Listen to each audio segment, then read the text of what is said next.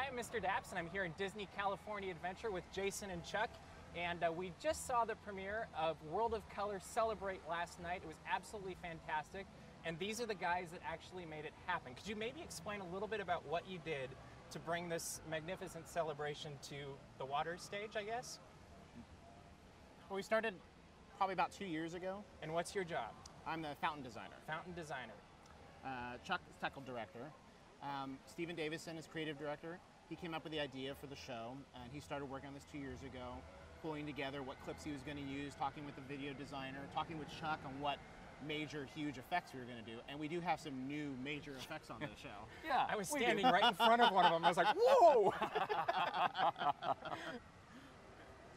So yeah, we take, we get that initial creative, and then we start figuring out how we're going to do it. Mm-hmm. And from a technical perspective, and I start grabbing people and we start figuring that out. At the same time, Jason and our video designers go in and they start figuring out how they're going to tell the story with the gear that we give them. So when you say you're going in, is that like going into an empty room where you're just like drawing on the walls, or is it little computers, bit of that. or like what do you? There's a little bit of that. Okay. We are a bit spread out. Okay. Stephen is, up north, Chuck's down here, or he's everywhere. Right. This guy flies more than any single person that I know, and I'm the same way. We're all Nice. over the place. So a lot of it is emails and Okay. phone calls, and then there are some times when we finally all do get together and start going over, video and Right. clips and direction and things like And that. you have to take these kind of abstract ideas, I'm assuming, and create a technical way to make them happen right in front of us Exactly. every night for World of Color, right? Exactly. One of the things that we wanted to do was to allow Mickey Mouse and Neil Patrick Harris to dance Yeah. with the fountains and interact with the fountains as they dance. Right. And this is actually how we did that. Tell me about this. This looks awesome. I've been So- geeking out about it for about 10 minutes. So this is one of our water whips. It's a moving fountain that we use. There are about 200 of them out on the array. Wow. The array is about 1,200 fountains.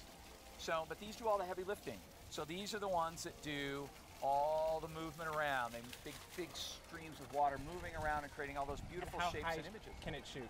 85 feet. 85 this one? Okay. So yeah, we'd be pretty wet if it were to do that. And then we can light them. We have these very special LED rings that are red, blue, green, so we can make them any color we want. They're all independently controllable. And Jason just loses his mind with these things. Oh, I'm sure. The great thing about this is that it looks like a big, huge, foreboding piece of machinery. I was going to say, how many moving parts are right here? It's Yeah, exactly. Yeah. A lot. But if you notice how incredibly smooth it is, Yeah. and that obviously translates up to that 85 feet. Oh, yeah. When you get that high, if it's herky-jerky, then it's not it's going going to to look amplify those movements. really, really bad. And Yeah. we actually, during the development of this, we overcame that because we were having that problem. Oh, wow. So the way that we talk to it, the way that we control it, has enabled us to have that much better control over it. So would it be safe to say there's like millions of computer commands going through one There's show? the traffic is immense. I mean, we have a very robust network that is handling all of that. So you're the technical guy. Is that this kind of stuff? Is it computer stuff? Is it both? Is Yes. it okay? Whatever it is, You make it happen. I do. I need to I create a team. We go out and we find the right people we need, and we put them together, and we create this stuff.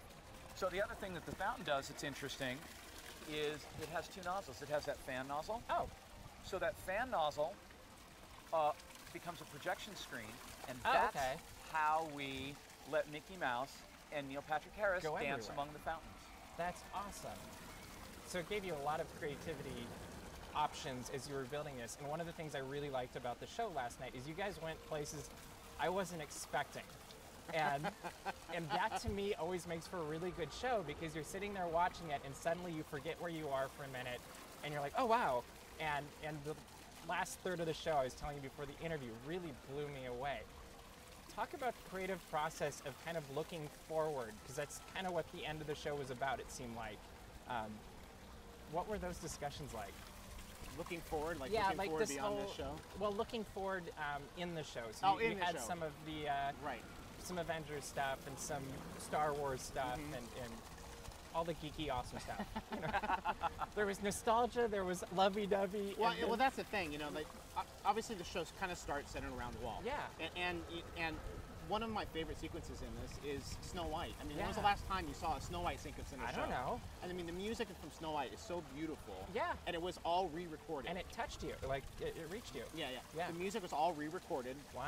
So we did that in our session in London. How And cool. just to hear that, like, brand new recording of it. What studio was that? By just Abbey Road. I was hoping.